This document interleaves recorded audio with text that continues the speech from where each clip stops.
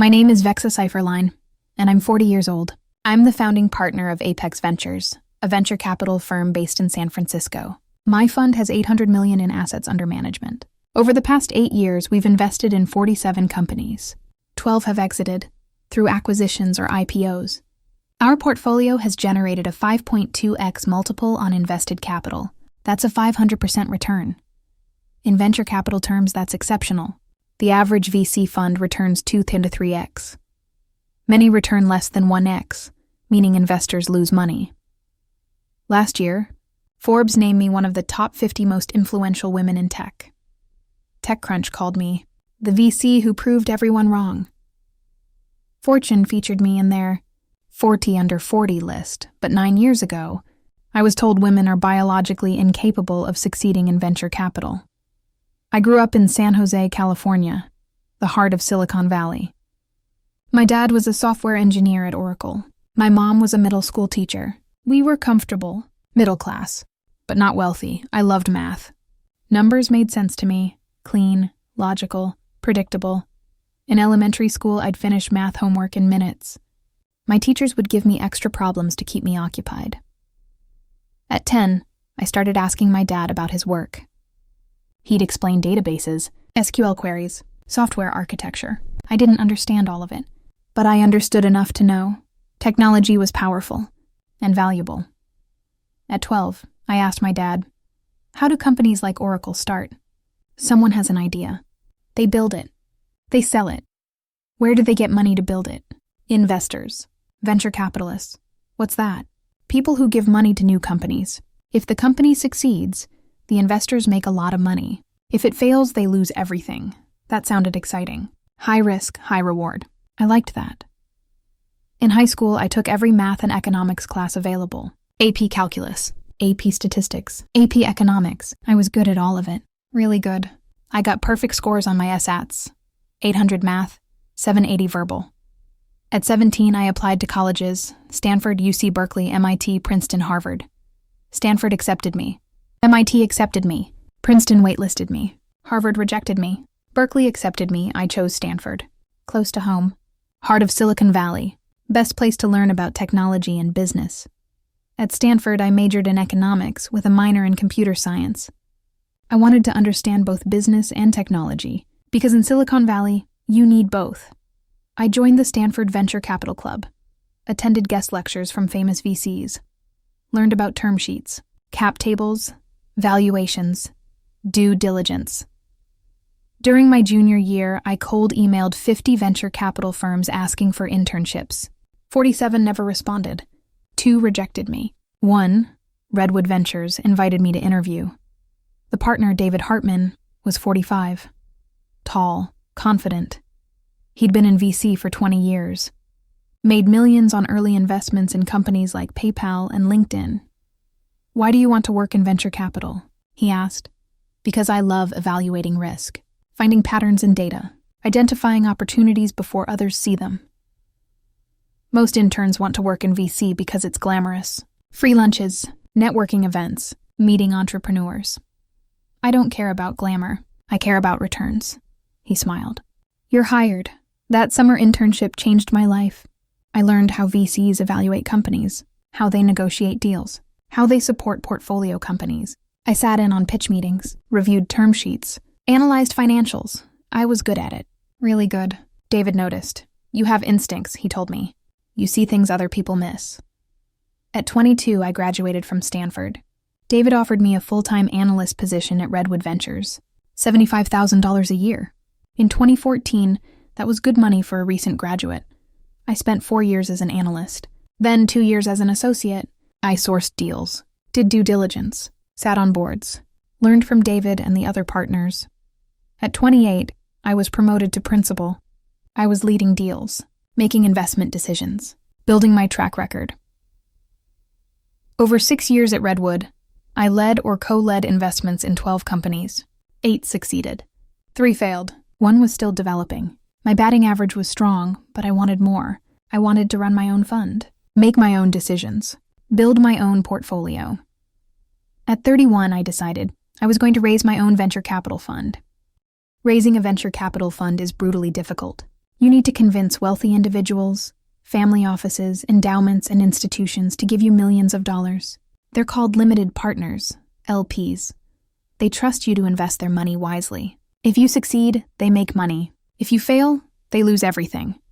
Most first-time fund managers raise $10–50 million. That was my target. $30 million. Modest. Achievable. Enough to make meaningful investments without being overwhelmed. I spent 6 months preparing.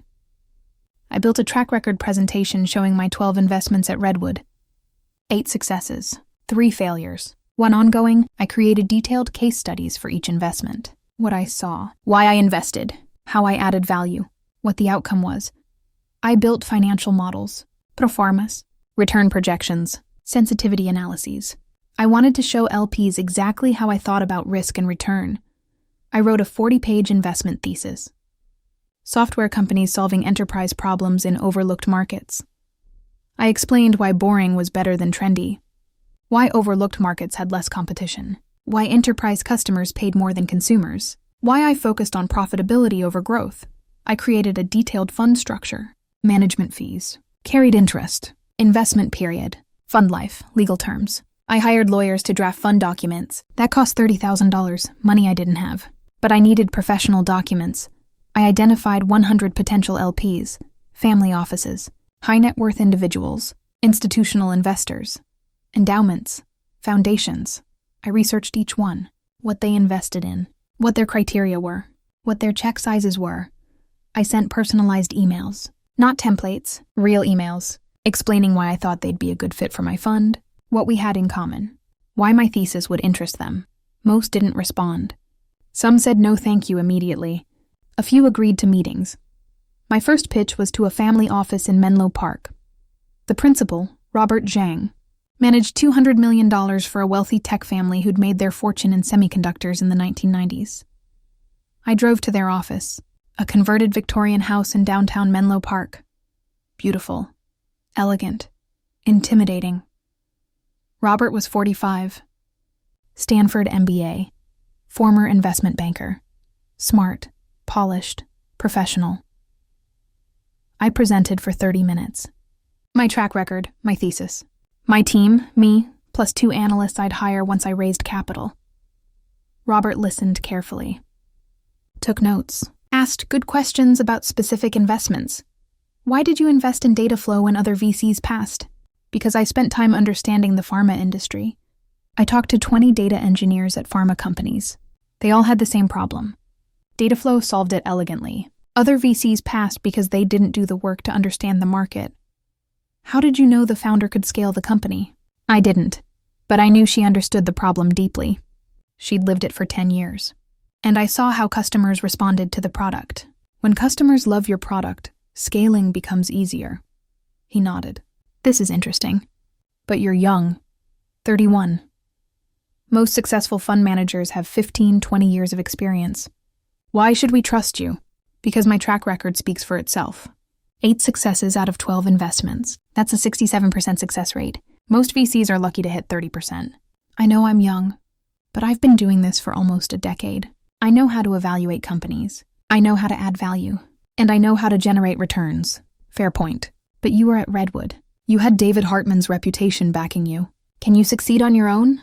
Yes, the deals I led were my decisions. My analysis.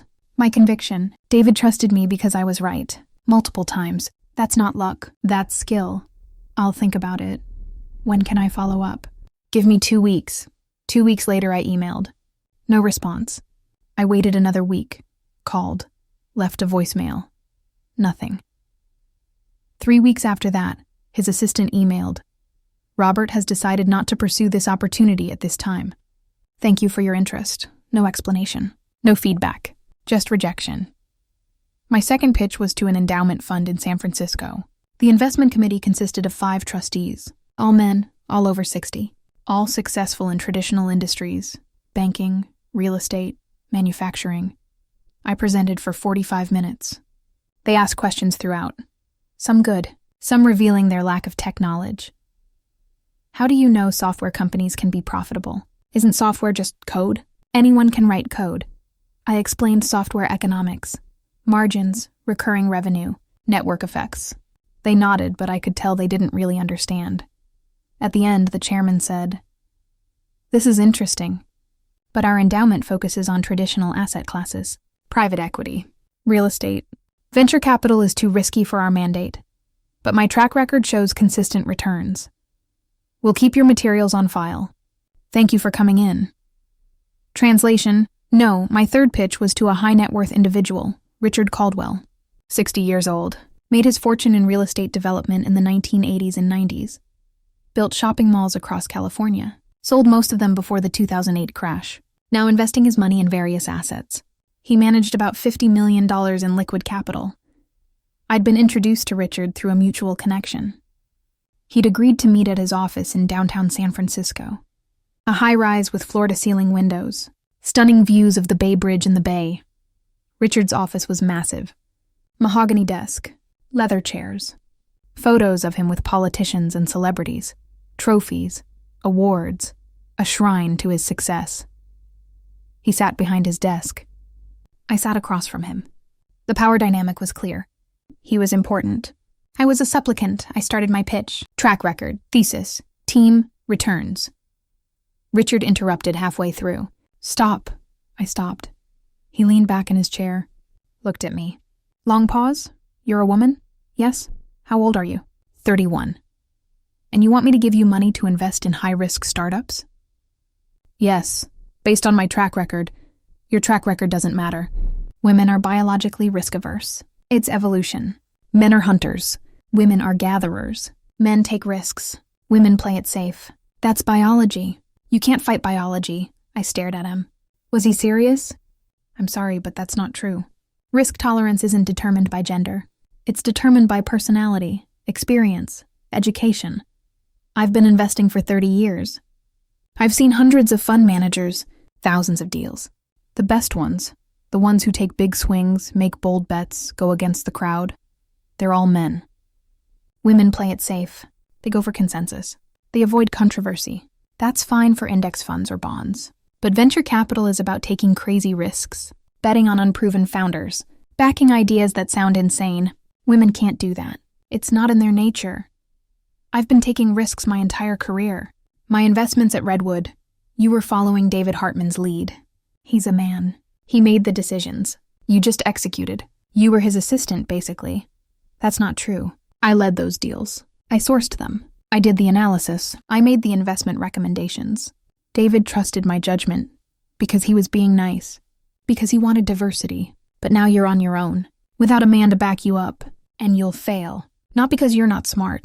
You're clearly smart, but because you're a woman. And women don't have what it takes for venture capital. My face went hot. My hands were shaking. I wanted to scream, to throw my laptop at him, to tell him he was an ignorant, sexist dinosaur who'd be irrelevant in 10 years. Instead, I took a breath. "Thank you for your time, Mr. Caldwell. Listen, Vexa, I respect your ambition, but you're asking me to bet millions on something that goes against human nature. Women don't succeed in venture capital. Look at the data. There's maybe, 5% women partners in VC. And how many have track records like Sequoia or Andreessen Horowitz? 0. That's not sexism. That's biology. That's evolution. That's reality." I stood up, packed my laptop. "I disagree, and I'll prove you wrong. Good luck with that." I walked out. In the elevator, I cried. Not because of his rejection. I'd been rejected before. That was part of fundraising, but because of his reasoning. Biologically risk-averse. Like I was fundamentally incapable. Like my gender made success impossible. Like no amount of skill or experience or track record could overcome my biology. That was the first time someone told me I couldn't succeed because I was a woman. It wouldn't be the last. Over the next 8 months, I pitched to 67 potential LPs, 67 meetings. Hundreds of hours of preparation, travel, presentations, follow-ups. The results. 32 never got back to me after the meeting. 21 said no for various reasons. Too young, too small, wrong thesis, wrong timing. 11 said some version of women don't succeed in VC. 3 expressed interest but wanted to see other commitments first, the classic chicken and egg problem. 3 maybes, that was it. Out of 67 meetings, the women can't succeed rejections were always from men. Always from older investors, 50s, 60s, 70s. They'd phrase it differently, but the message was the same. VC is a boys' club. You won't fit in. Women are too emotional to make hard decisions. Female fund managers don't have the killer instinct. LPs prefer male managers. That's just how it is. I'm not sexist. I'm just telling you reality. You're attractive. People won't take you seriously.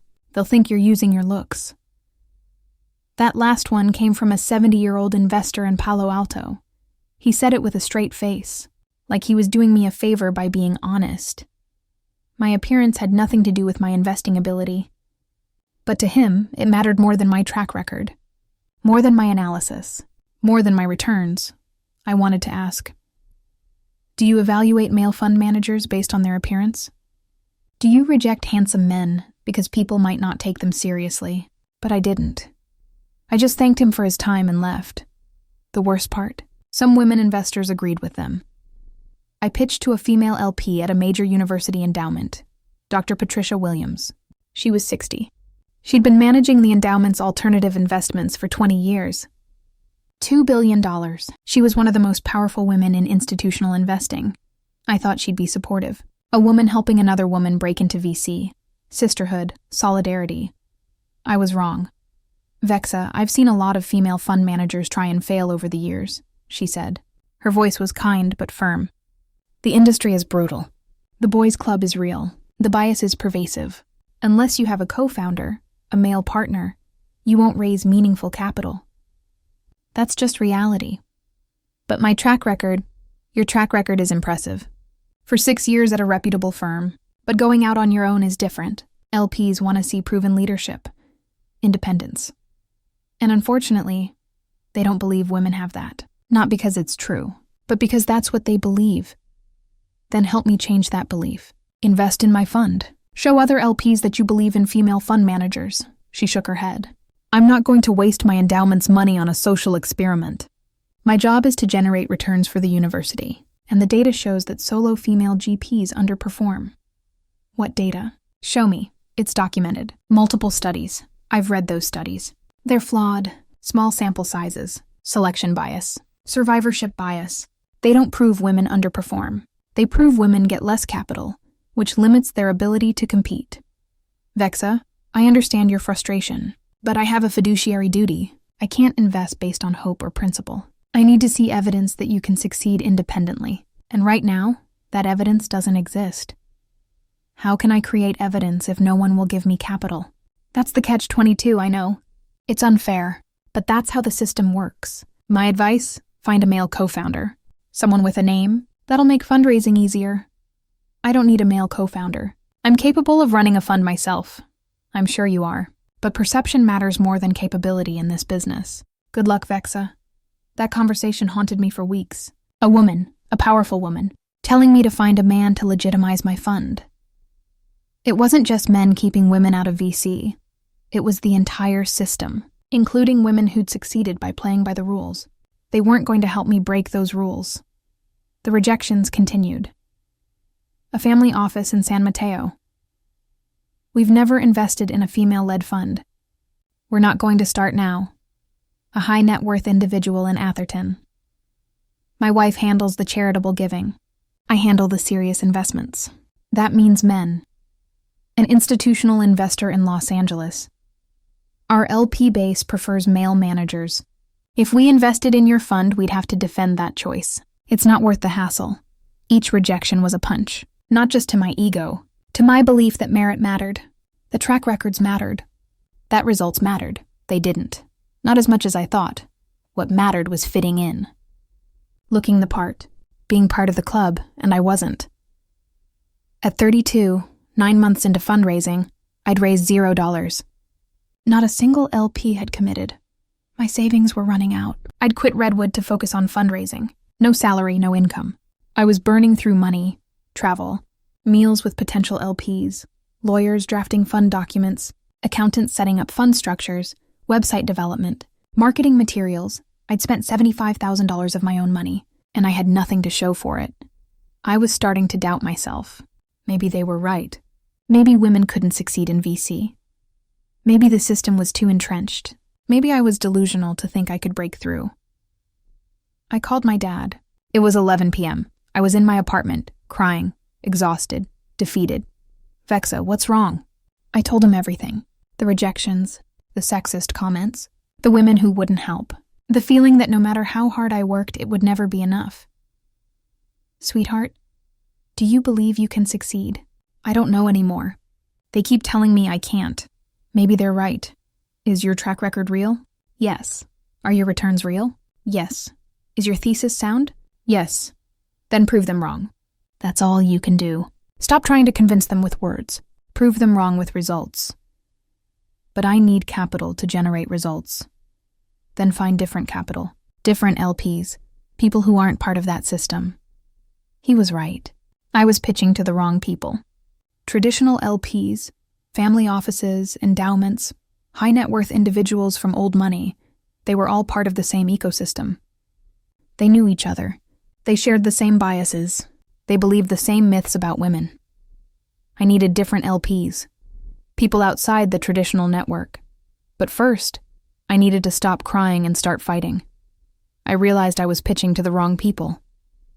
Traditional LPs, family offices, endowments, high net worth individuals, they were all part of the same ecosystem. They knew each other. They shared the same biases. They believed the same myths about women. I needed different LPs, people outside the traditional network.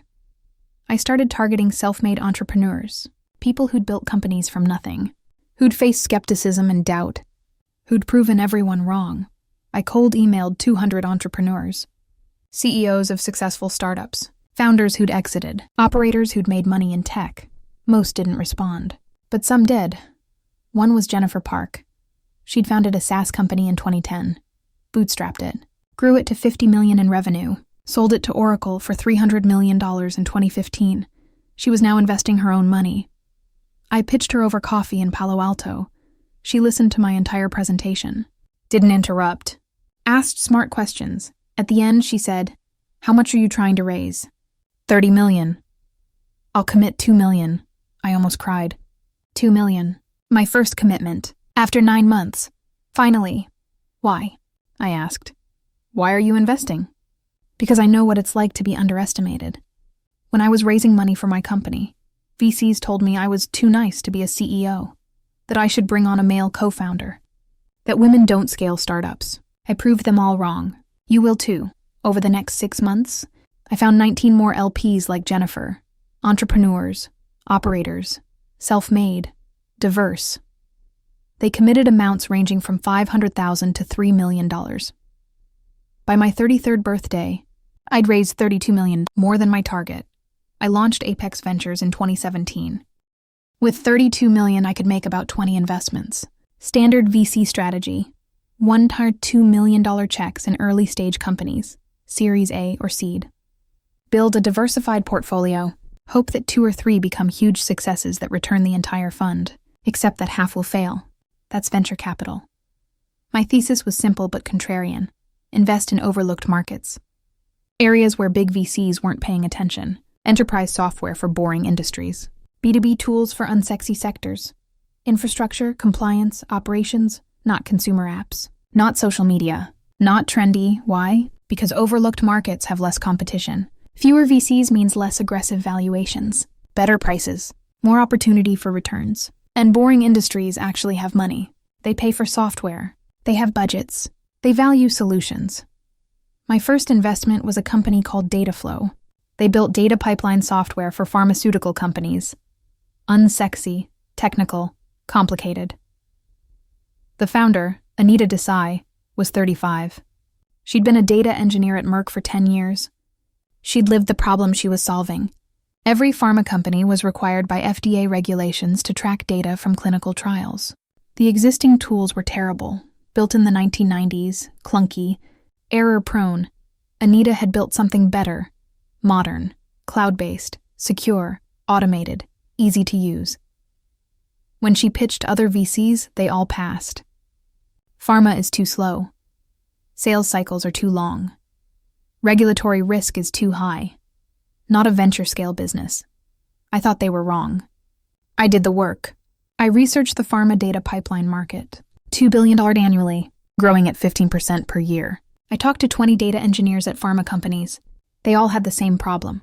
They all hated the existing solutions.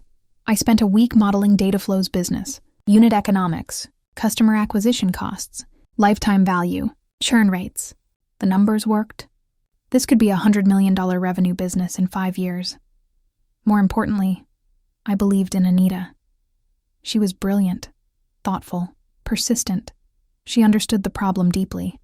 She'd spent a year building relationships with potential customers before writing a line of code. She wasn't a typical Silicon Valley founder. No Stanford degree, no previous startup experience. But that was why I liked her. She was pragmatic, focused, real. I invested $2 million at an $8 million post-money valuation, 20% of the company. My first investment as an independent VC, other VCs thought I was crazy. I heard through the grapevine. Vexa invested in pharma software? That's not venture capital. That's a lifestyle business. She doesn't understand venture economics. I didn't care. I believed in Anita and the business. My second investment was a cybersecurity company for manufacturers. The founder was a former security engineer at Boeing. The problem? Manufacturers were getting hacked constantly. Their systems were old. Their security was non-existent. But cybersecurity vendors only focused on banks and tech companies. Nobody was building solutions for manufacturing. This founder had built a security platform specifically for manufacturing environments, industrial control systems, supply chains, factory networks. It was brilliant, unsexy, but critical. I invested $1.5 million. Other VCs passed. Manufacturing is dying. Why invest in a declining industry? Because manufacturing wasn't dying. It was transforming, and transformation creates opportunity. My third investment was workflow automation for law firms. The founder was a former legal ops manager at a big law firm. She'd seen how much time lawyers wasted on administrative tasks, billing, document management, case tracking. She'd built software to automate it. Big VCs passed. Legal tech is a graveyard.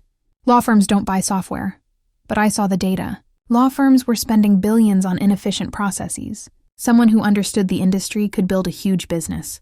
I invested $2 million. Every investment followed the same pattern. Overlooked. Market. Technical founder who'd lived the problem. Real customer pain. Huge potential. Ignored by traditional VCs because it wasn't sexy for the first 2 years. I made 12 investments. I deployed $18 million. I sat on boards. I helped with hiring. I introduced founders to customers. I helped with strategy. I was a hands-on investor, and I was ignored. The tech press didn't cover Apex Ventures. TechCrunch didn't write about my investments. Other VCs didn't invite me to their events. The Boys Club made it clear I wasn't one of them. I'd go to industry conferences, walk into rooms. Male VCs would be clustered in groups, talking, laughing, doing deals. I'd try to join conversations. They'd be polite, but cold. They'd make eye contact for 30 seconds, then turn back to their group. I wasn't welcome. Female founders would come up to me at these events. "Thank you for being here," they'd say. "Thank you for representing us." But I wasn't just representing anyone. I was trying to build a business, and I was being shut out. One time, I was at a VC conference in San Francisco.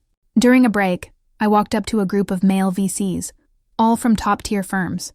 I knew 2 of them from my Redwood days. "Hey guys, mind if I join?" They looked at me. One said, "Oh, hey Vexa, how's your thing going?" "My fund? It's going well. Just made my 12th investment."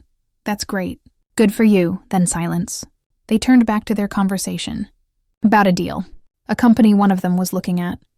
I stood there for 30 seconds. Nobody addressed me. Nobody included me. I walked away. That was the reality. I could have the best track record in the world, but if the boys' club didn't accept me, I'd always be outside. But I didn't need them. I had my portfolio, and it was working. The companies were growing. Dataflow had signed 5 pharma customers. The cybersecurity company had landed Boeing as a client. The legal tech company was getting traction with mid-sized firms. It was working. Slowly. But it was working. In 2019, 2 years after launching Apex, something happened that changed everything. Dataflow got acquired. Salesforce bought them for $120 million. I'd invested $2 million at an $8 million valuation. After the acquisition, my stake was worth $24 million. A 12x return on a single investment. In 2 years. That's the kind of return that makes VCs legends. The news spread quickly. TechCrunch wrote about it. VCs who'd ignored me suddenly wanted meetings. Congratulations on data flow. Tell me about your other portfolio companies. I was polite. But I remembered who'd believed in me and who hadn't. Over the next 3 years, 5 more companies exited. My cybersecurity company was acquired by Cisco for $90 million. My return, 8x. My law firm software was acquired by Thomson Reuters for $65 million. My return, 6x. My supply chain analytics company went public. My return, 15x. 2 others were acquired for smaller amounts. Returns, 4x and 3x. By 2023, 6 years after launching Apex Ventures, my fund had returned 5.2x. For every dollar LPs invested, they got back $5. 20. That's a 520% return. Over 6 years, in an asset class where the average return is 213 over 10 years, I'd beaten the market. Significantly, and I'd done it by investing in exactly the kinds of companies traditional VCs ignored. In 2023, I raised my second fund, Apex Ventures 2. Target, $150 million. This time, fundraising was easy. My track record spoke for itself. I had 150 LPs interested. I closed the fund in 3 months. Oversubscribed. I raised $180 million among the interested LPs. Richard Caldwell. Richard Caldwell. The man who told me 9 years earlier that women are biologically risk-averse. Who said I'd never succeed in venture capital. Who claimed women don't have the killer instinct. He emailed my assistant. I'd like to discuss investing in Apex Ventures 2. Please schedule a call with Ms. Cypherline. I almost deleted the email. But then I thought, no, I want to hear what he has to say. We scheduled a video call. Richard appeared on screen. He looked older, grayer, tired. Vexa, thank you for taking this call. I know our last meeting didn't go well. You told me women are biologically incapable of succeeding in venture capital. Yes, I was wrong. Very wrong. Your track record is exceptional. I'd like to invest in your fund. Why? Because you've proven yourself. Your returns are among the best in the industry. I'd be foolish not to invest. You were foolish 9 years ago. You passed on a chance to invest in my first fund. That fund returned 5.2x. If you'd invested $5 million, which you could afford, you'd have made $26 million. Instead, you made nothing. Because you believed women are biologically risk-averse. Silence. You're right. I made a mistake. It wasn't a mistake. It was bigotry. You didn't reject me because of my track record. You rejected me because of your sexist beliefs. You cost yourself millions because of bias. I know. And I'm sorry. Truly. I want to make it right by investing in Fund 2. I smiled. No. What? I'm not accepting your investment. But why? I have $10 million ready to commit. Richard, when you invest in venture capital, you're taking a risk. You're betting on an uncertain outcome. It's high risk. And you told me 9 years ago that women are biologically risk-averse, that we can't handle high-stakes investing. So I'm protecting you. Investing in my fund would be too risky for you. You might not be able to handle it. It's biology. His face went red. That's not... Thank you for your interest. But my fund is closed. Good luck with your investments. I ended the call. That felt better than any exit. After Fund 2 closed, I started getting interview requests. TechCrunch, Forbes, Fortune, Bloomberg. They all wanted to know, how did I succeed when so many said women couldn't? I gave interviews. I told my story. But I also started researching the data behind the bias. What I found was shocking. Study after study showed that female VCs actually outperform male VCs. A 2018 Harvard study found that female-founded companies generate 78 cents per dollar invested, compared to 31 cents for male-founded companies. A 2019 BCG study showed that female-led VC firms deliver better returns than male-led firms. First-round capital's analysis showed that companies with female founders outperformed all male teams by 63%. But despite this data, Women received only 2% of venture capital funding, and only 12% of VC partners were women. The bias wasn't based on performance. It was based on perception, stereotypes, myths. The women are risk-averse narrative was completely false. But it was repeated so often that it became accepted as truth. I wrote an article for TechCrunch. The risk-averse myth: how gender bias costs VCs billions. The article went viral. Millions of views, thousands of comments, half supportive, half angry. Male VCs criticized me. You're cherry-picking data. Your sample size is too small.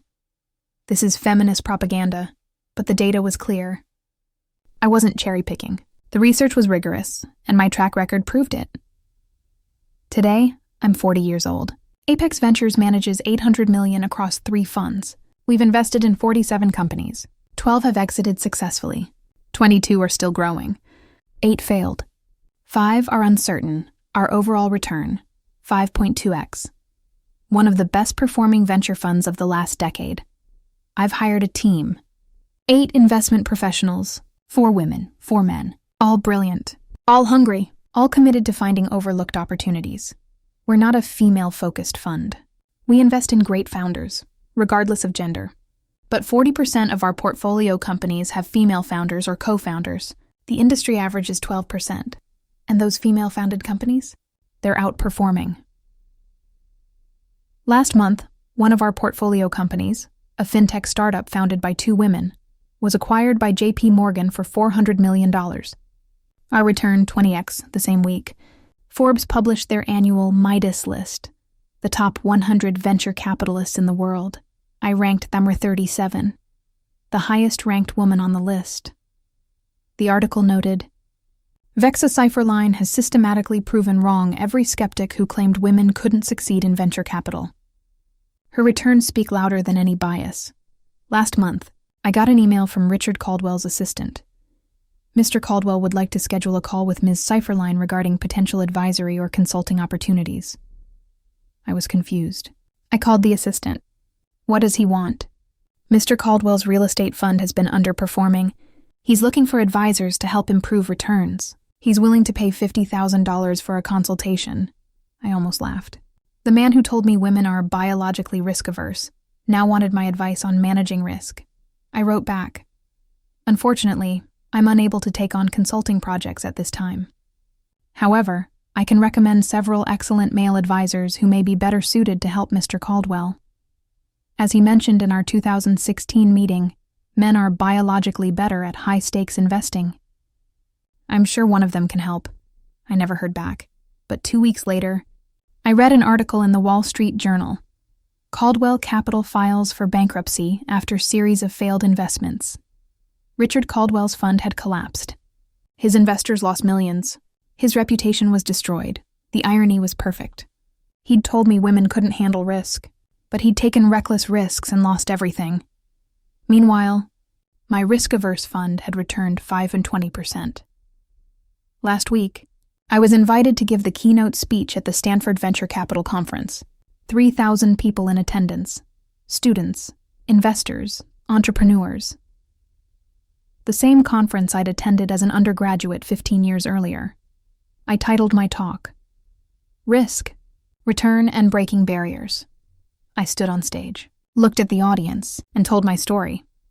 I told them about Richard Caldwell, about being told women are biologically risk-averse, about being rejected 67 times. About proving everyone wrong, I showed them the data, the research, the evidence that gender bias costs the venture capital industry billions in lost returns, and I ended with this. 9 years ago, I was told I would fail because I'm a woman, that I'm biologically incapable of handling risk, that venture capital isn't for me. Today, my fund has returned 520%. I'm ranked number 37 on the Forbes Midas List. I manage $800 million. The man who told me I'd fail, his fund went bankrupt. So here's what I learned. The biggest risk in venture capital isn't backing unproven founders or disruptive technologies. The biggest risk is letting bias cloud your judgment. Missing opportunities because someone doesn't look like you. Ignoring data because it contradicts your assumptions. Richard Caldwell's biggest mistake wasn't passing on my fund. It was believing his own bias, and that bias cost him everything. To every woman in this audience who's been told you're too emotional, too risk-averse, too anything, prove them wrong. Not with words, with results. Because when you succeed, you don't just win for yourself. You break the door open for everyone who comes after you. Thank you. The room erupted. Standing ovation. 3 minutes of applause. After the talk, dozens of students came up to me. Women, men, all with the same question. How do I break into venture capital? I gave them the same advice my dad gave me. Believe in yourself, build a track record, and prove everyone wrong. I'm 40 now, managing partner of Apex Ventures. 3 funds, $800 million AUM, top 40 on the Forbes Midas List. But I'm most proud of something else. Last year, I started a program called First Fund. It provides $500,000 in seed funding to first-time female fund managers who are raising their first venture capital. Funds, because I remember what it was like, being rejected, being told I'd fail, having doors slammed in my face. I don't want other women to face that. So I'm opening doors. 15 women have gone through the program so far. All 15 have raised their first funds. All 15 are now investing, building portfolios, creating returns. In 10 years, some of them will be on the Midas list. And Richard Caldwell? I heard he's working as a consultant now, helping other investors avoid the mistakes that bankrupted his fund. I hope he tells them, don't let bias cost you millions. Judge investors on their track records, not their gender. Because the most expensive mistake I ever made was telling Vexa Cypherline she'd fail. He was wrong, and I was right. Game over. I won.